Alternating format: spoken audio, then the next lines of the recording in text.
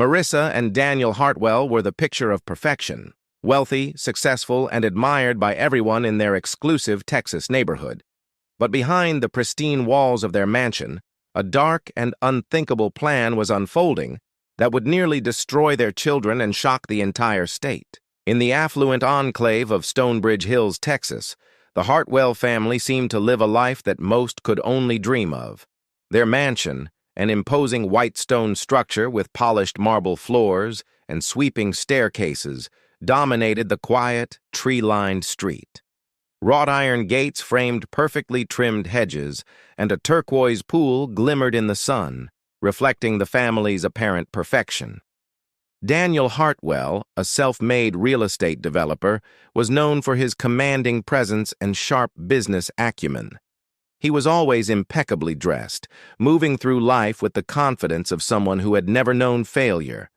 Marissa, his wife, once a celebrated beauty queen, had transformed into a devoted homemaker. She carefully curated an image of elegance and poise, hosting charity events and organizing social gatherings. Her Instagram feed filled with smiling family photos, pastel-colored interiors, and carefully posed moments that spoke of an enviable life. The children, Chloe and Lucas, were the embodiment of innocence within this grand household. Chloe, 10, was curious and bright, always asking questions and exploring the sprawling mansion with her boundless energy. Lucas, 7, was quieter, observant, and deeply attached to his sister, often following her lead in the games they played in the gardens and hallways. Neighbors admired how the children appeared so happy, and strangers passing by would assume the Hartwells lived the ideal life. Yet beneath the glossy surface, the mansion harbored tension that no one could see. Behind closed doors, the household was far from serene.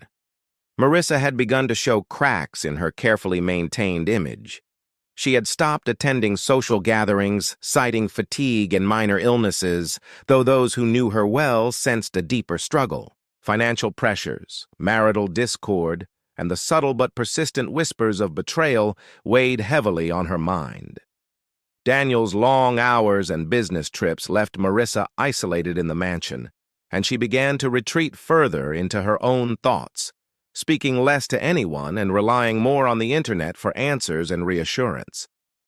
Her demeanor shifted subtly but unmistakably. Once vibrant and vivacious, she became anxious, suspicious, and withdrawn.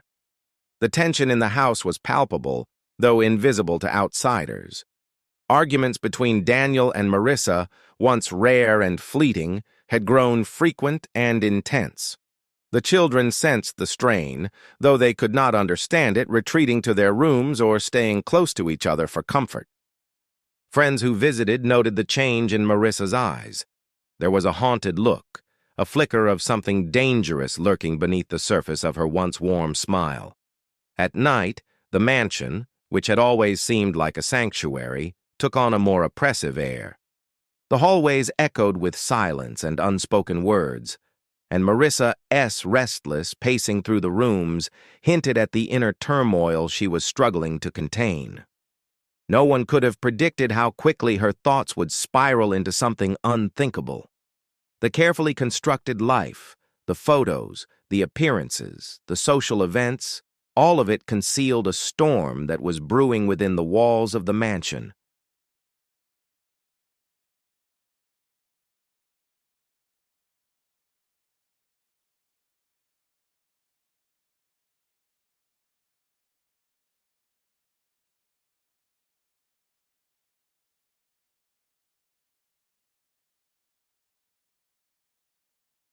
The night began like any other summer evening in Stonebridge Hills, but an uneasy tension hung over the Hartwell mansion.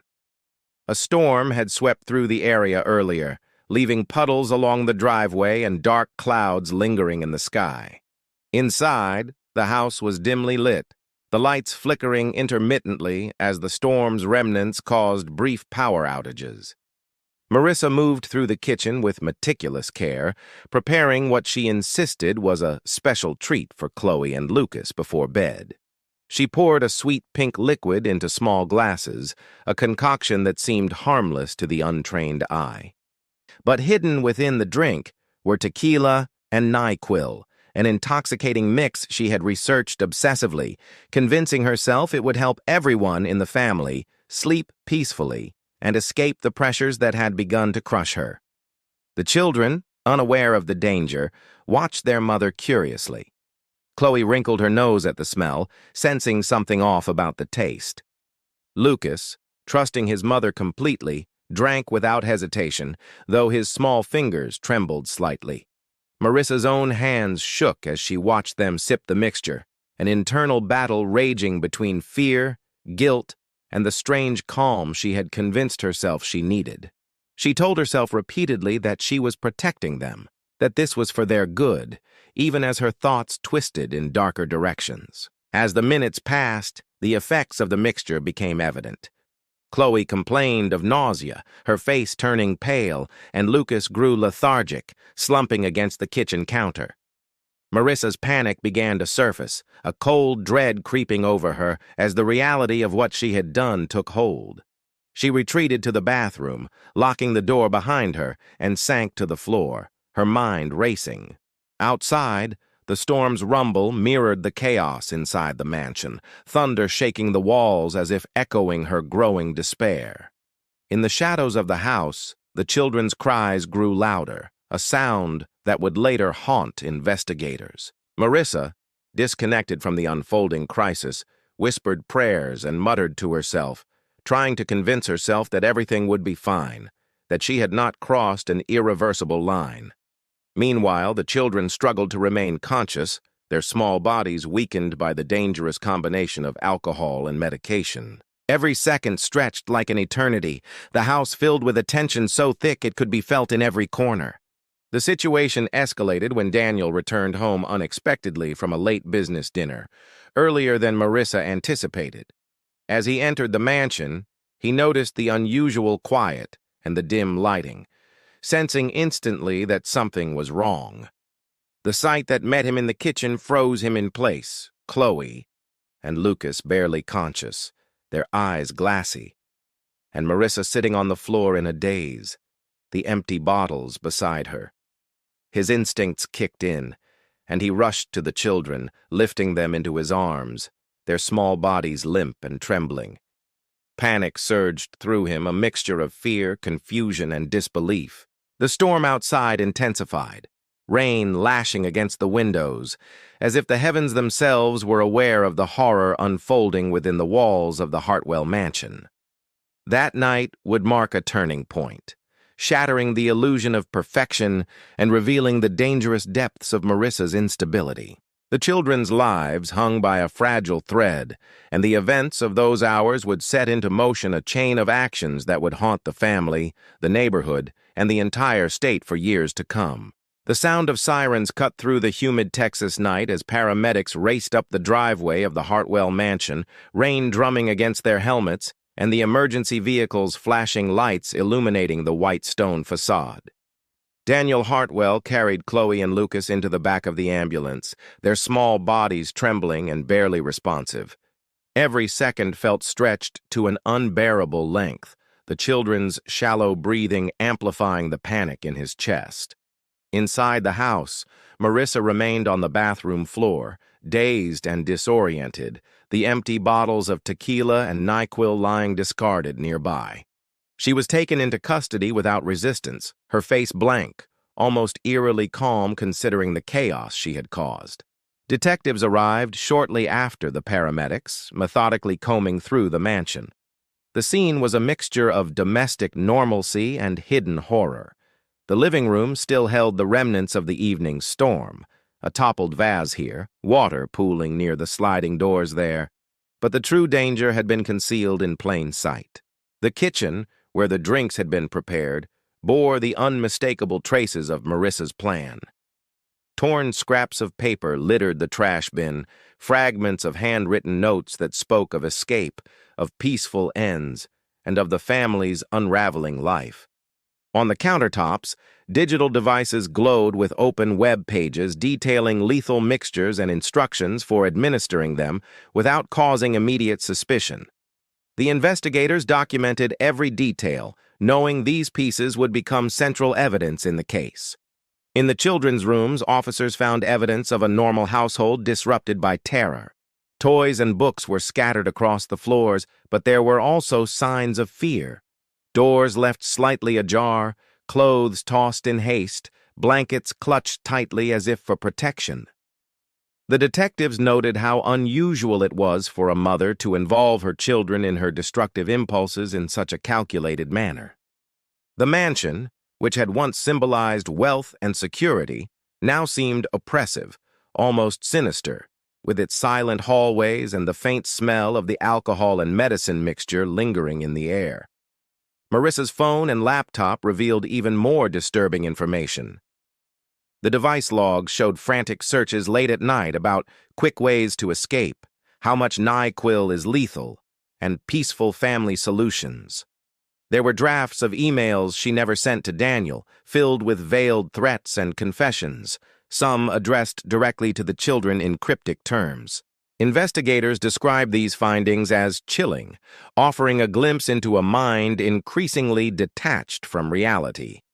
The juxtaposition of the mansion's beauty and the dark intentions it concealed shocked everyone involved in the case.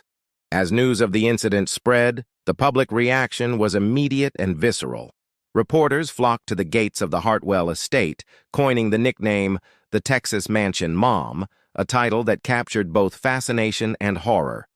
Neighbors, friends, and former colleagues struggled to reconcile the Marissa they knew with the woman who had endangered her children so deliberately. Social media erupted with speculation, outrage, and grief, further amplifying the story's reach and cementing its place as one of the most unsettling domestic incidents in the state. The children, now in the care of emergency medical staff, were stabilized and later transferred to a hospital for observation. Their father, Daniel, remained by their side, his face etched with worry and disbelief. The mansion, once a symbol of affluence and status, had become the scene of a near tragedy, its walls silently holding the evidence of Marissa's descent into desperation. The events of that night set in motion a legal and emotional storm that would consume the Hartwell family, leaving questions about intent, mental stability, and betrayal that would haunt investigators, the community, and the family itself for years to come. The trial of Marissa Hartwell drew intense attention from across Texas and beyond, turning the Hartwell mansion's dark chapter into a national spectacle. Courtrooms were packed with journalists, legal observers, and curious onlookers, all eager to witness the proceedings of a case that blurred the line between domestic tragedy and premeditated violence. The district attorney laid out a meticulous timeline of events, beginning with the stormy night when Chloe and Lucas were poisoned. The prosecution argued that Marissa's actions were deliberate and calculated, pointing to evidence that suggested weeks of planning. Multiple online searches for lethal dosages of NyQuil mixed with alcohol, careful acquisition of the ingredients, and her writings that hinted at a desire to escape her life by taking her children with her. Every detail was presented to the jury to show intent, casting Marissa not as a distraught mother, but as someone who had consciously endangered her children's lives. Medical experts testified about the danger inherent in the mixture Marissa had prepared. They described how the combination of alcohol and NyQuil could easily lead to respiratory failure or death, particularly in children whose smaller bodies could not process the substances effectively. Witnesses from the children's school and family friends recounted Marissa's increasing withdrawal and erratic behavior, painting a picture of a woman whose mental state had deteriorated over time. Some of the evidence was so disturbing that jurors visibly recoiled, while the courtroom remained tense with anticipation as each revelation unfolded. The defense sought to counter the prosecution's claims by presenting a narrative of emotional breakdown and psychological strain.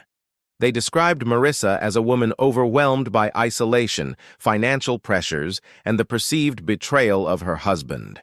The defense argued that she had not intended to kill her children, suggesting that the poisoning was an ill-conceived attempt to quiet her own anxieties and escape her life temporarily. Mental health professionals testified about Marissa's fragile emotional state, emphasizing untreated depression, extreme stress, and impaired judgment. They portrayed her actions as reckless rather than malicious, a tragic mistake born from desperation rather than premeditation. During the trial, the children's recovery became a focal point. Chloe and Lucas had regained full health, but were shielded from much of the courtroom proceedings to protect their emotional well-being. Their father, Daniel, testified about discovering them in the kitchen and witnessing the immediate effects of the poisoning, his testimony conveying both horror and relief that they had survived. The public closely followed the trial, captivated by the contrast between the family's outward perfection and the hidden danger that had erupted within their mansion. After days of intense deliberation, the jury reached a verdict in just 3 hours. Marissa Hartwell was found guilty of attempted murder, a decision that left a mixture of shock and grim satisfaction among observers. The court concluded that, regardless of her mental state, her actions demonstrated intent and recklessness so severe that the lives of her children had been placed in imminent danger. The sentencing, while severe, reflected the jury's recognition of the complexity of her motives and her mental instability, yet it could not undo the horror inflicted on the family. The trial marked the end of one chapter, but the beginning of another, as questions about Marissa's state of mind, the unseen pressures in her life, and the hidden tensions within the Hartwell mansion lingered long after the courtroom emptied. The public grappled with the unsettling truth that appearances could be so deceiving and that the line between parental care and danger could sometimes be terrifyingly thin. The verdict solidified the case in the annals of Texas crime history, a chilling reminder of how swiftly ordinary domestic life could turn into a nightmare. Months after Marissa Hartwell was sentenced, a letter surfaced from her prison cell that would reopen speculation about the events of that fateful night. The letter, written in precise, almost clinical handwriting, revealed a side of the story that no one had anticipated. In it, Marissa claimed that she had not intended to kill her children at all, contradicting the prosecution's narrative of premeditated murder. She wrote that her goal had been to put Chloe and Lucas into a deep sleep, long enough for her to leave the mansion and escape with someone she referred to only as the real father. The letter was chilling in its casual tone, as if she were documenting a plan rather than confessing to a crime. Investigators were stunned. The new information suggested that there might have been another person involved in the mansion that night, someone who had never been identified. Detectives re-examined the evidence and discovered messages on Marissa's phone that had previously been overlooked.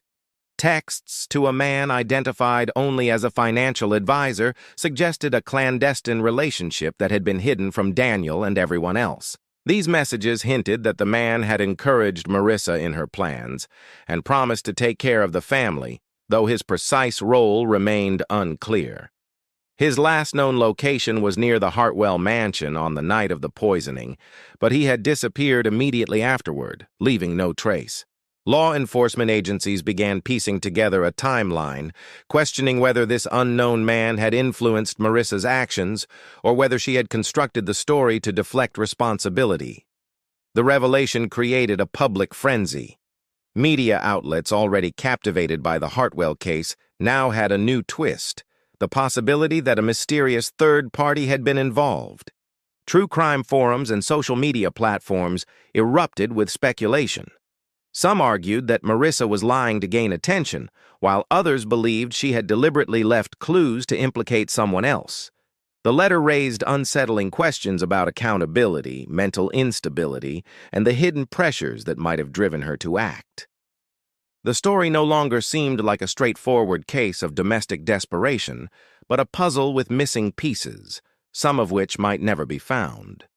Marissa's children, Chloe and Lucas, remained under their father's care, their lives forever altered by the night they had barely survived. Therapists described the psychological impact as profound. The sense of safety they once felt in their home had been shattered, leaving a lingering fear and distrust. For Daniel, the months following the trial were a balancing act between protecting his children and processing his own feelings of betrayal, fear, and relief that they had survived. Every corner of the mansion seemed to hold memories of that night, though Daniel ensured the children would never return to it. The letter also prompted legal analysts to debate the potential for reopening parts of the investigation, though the statute of limitations and the lack of concrete evidence against the unknown man complicated any pursuit of further charges. For the public, the story remained haunting. A mother who once embodied perfection, a mansion that concealed dark intentions, and children whose innocence had been nearly stolen.